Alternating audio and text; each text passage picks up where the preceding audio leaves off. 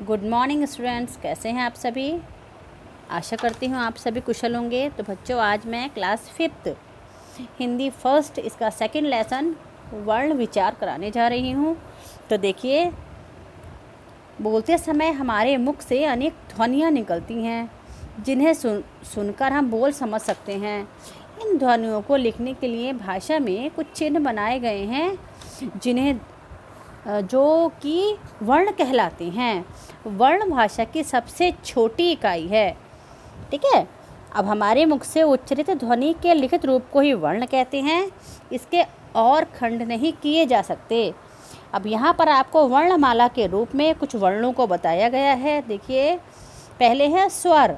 तो बच्चों, आप सभी को पता है हमारे स्वर कितने होते हैं, 11। यहाँ पर दिखाया गया है कि हमारे 11 स्वर हैं।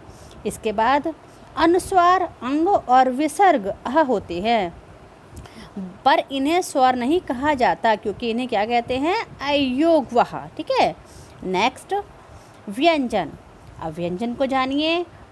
हिंदी वर्णमाला में 33 व्यंजन होते हैं, ठीक है। लास्ट में ऊष्म, संयुक्त व्यंजन और अंतस्थ व्यंजन बताए गए हैं। Next page. अब हम वर्णों के भेद के बारे में जानेंगे। तो देखिए, वर्णों के भेद।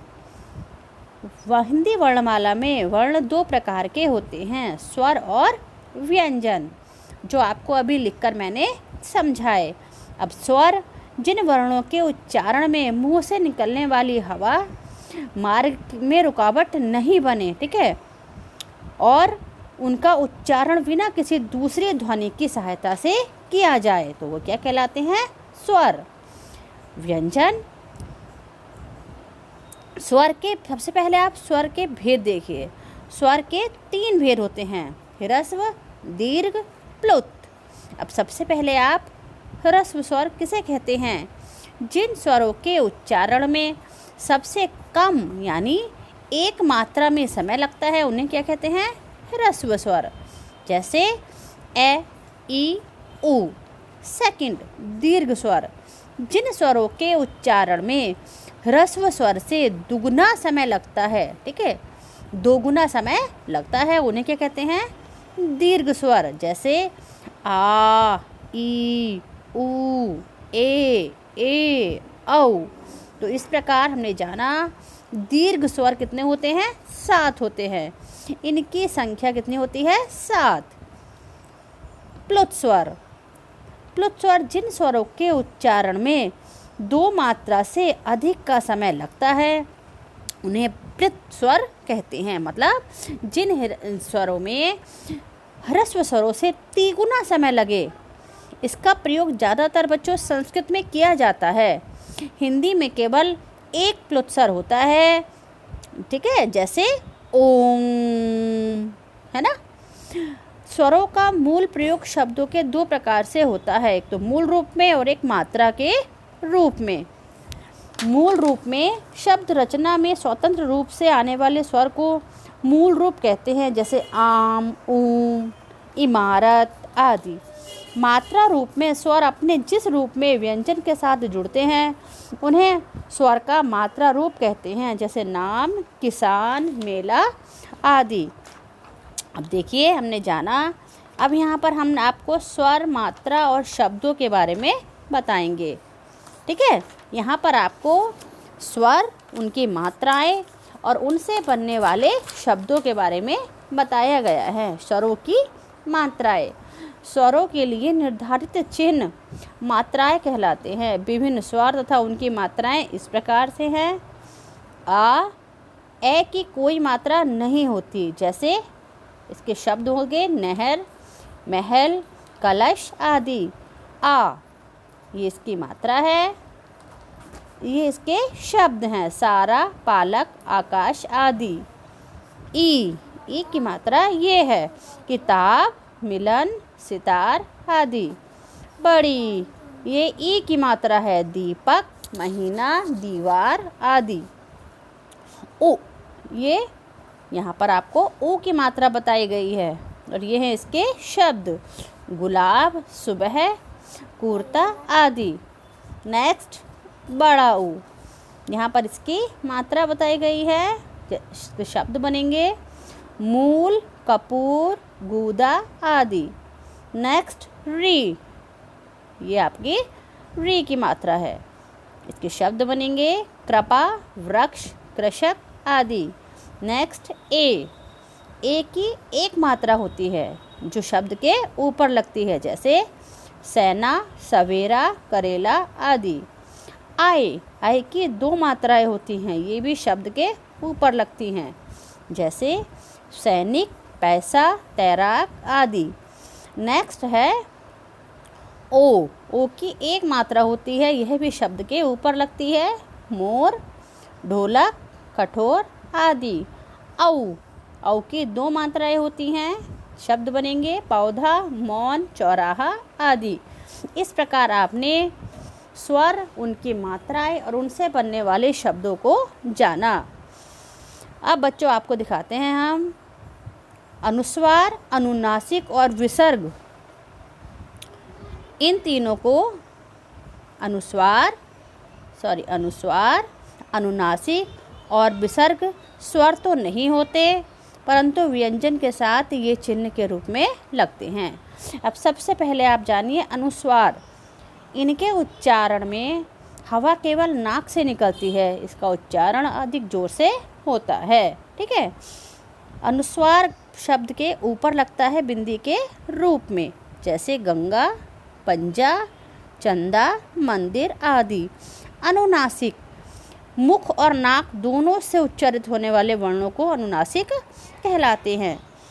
ठीक है। ये अनुनासिक चिन्ह चंद्र बिंदु के रूप में होता है, जैसे आँख, पाँच, मूछ आदि। नेक्स्ट विसर्ग, इसका उच्चारण हल्के ह की तरह होता है। ठीक है। इसका प्रयोग शब्द के अंत में किया जाता है, जैसे प्रातः, आतः आदि। नेक्स्ट व्यंजन, जिन ध्वनियों का उच्चारण स्वरों की सहायता से और मुख से निकलने वाली वायु कहीं न कहीं जाकर रुककर बाहर निकलती है, उन्हें व्यंजन कहते हैं। बिना स्वर के व्यंजनों को लिखा तो नहीं जा सकता। व्यंजनों को निम्नलिखित 4 भागों में विभक्त किया गया है। सबसे पहले स्पर्श व्यंजन, नंबर 2 अंतस्थः व्यंजन, नंबर 3 ऊष्म व्यंजन, नंबर 4 संयुक्त व्यंजन। स्पर्श व्यंजन, जिन व्यंजनों का उच्चारण करते समय मुख के 2 अंग परस्पर एक दूसरे को स्पर्श करें, वे स्पर्श व्यंजन कहलाते हैं। मुख से निकलने वाली वायु उच्चारण स्थान को स्पर्श व्यंजन कहते हैं। अब जैसे इस प्रकार क से लेके म तक 25 स्पर्श व्यंजन हैं, जो आपको नीचे एक सारणी के रूप में बताए गए हैं। देखिए, ये कवर्ग, चवर्ग, टवर्ग, तवर्ग और पवर्ग। प्रत्येक वर्ग में 5-5 वर्ण होते हैं। नेक्स्ट अंतस्थः व्यंजन। अंतस्थः व्यंजन जिन व्यंजनों का उच्चारण स्वरों एवं व्यंजनों के बीच का लगता है, उन्हें अंतस्थः व्यंजन कहते हैं। इसका उच्चारण जीभ, मुख आदि के किसी भाग को पूरी तरह स्पर्श नहीं करता, जैसे य, र, ल, ब। ये 4 अंतस्थः व्यंजन हैं। ठीक है। नेक्स्ट, आज हमने जाना भाषा की सबसे छोटी इकाई वर्ण कहलाती है। वर्णों के क्रमबद्ध समूह को वर्णमाला कहते हैं। वर्णों के 2 भेद होते हैं, स्वर और व्यंजन। स्वरों का उच्चारण बिना किसी अन्य ध्वनि की सहायता से होता है। व्यंजनों का उच्चारण स्वरों की सहायता से होता है। व्यंजनों के साथ मिलने वाले स्वर के रूप को मात्रा कहते हैं। अनुस्वार व्यंजन का प्रतीक है। स्वर अनुनासिक भी होते हैं। अ रहित र जब दूसरे व्यंजन के ऊपर लगता है तो उसे रेफ कहते हैं। ठीक है। नेक्स्ट, शब्द की ध्वनियों को अलग अलग करना वर्ण विच्छेद कहलाता है। ऊष्म व्यंजन, जिन वर्णों के उच्चारण में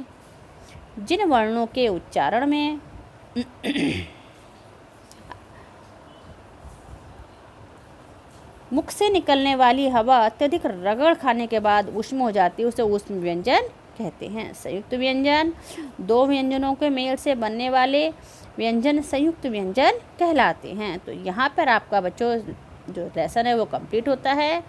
अब मैं आपको लेसन 2 की एक्सरसाइज कराने जा रही हूँ। देखिए लेसन 2, ये है आपका क्वेश्चन नंबर 1।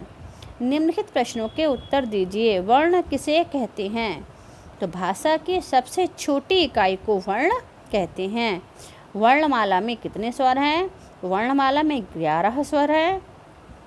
अंतस्तः व्यंजन कौन से हैं? तो य, र, ल, ब, यह आपके अंतस्थः व्यंजन है। नेक्स्ट, वर्णमाला किसे कहते हैं? तो वर्णों का क्रमवार रूप वर्णमाला कहलाता है। वर्णों के कितने भेद होते हैं? नाम लिखिए। वर्णों के 3 भेद होते हैं, स्वर, अयोगवाह, व्यंजन। दीर्घ स्वर किसे कहते हैं? वर्णमाला में दीर्घ स्वर कौन कौन से हैं? तो जिन स्वरों का उच्चारण करते समय ह्रस्व स्वर से 2 गुना समय लगे उन्हें दीर्घ स्वर कहते हैं। दीर्घ स्वर ए, आ, ई, उ, ए, औ। इस तरह आपने जाना दीर्घ स्वर टोटल 7 होते हैं।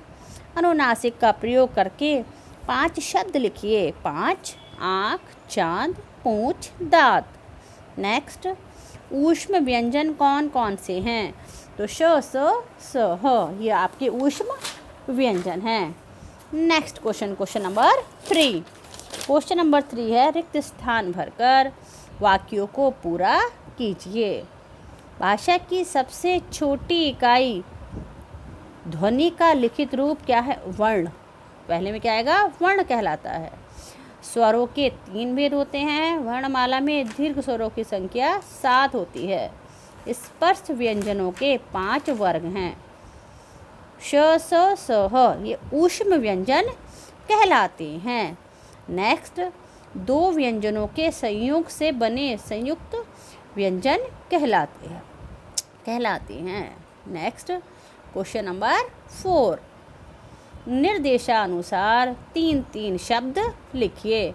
तो आपको देखिए है, पहला है चंद्र बिंदु लगाकर शब्दों को लिखिए।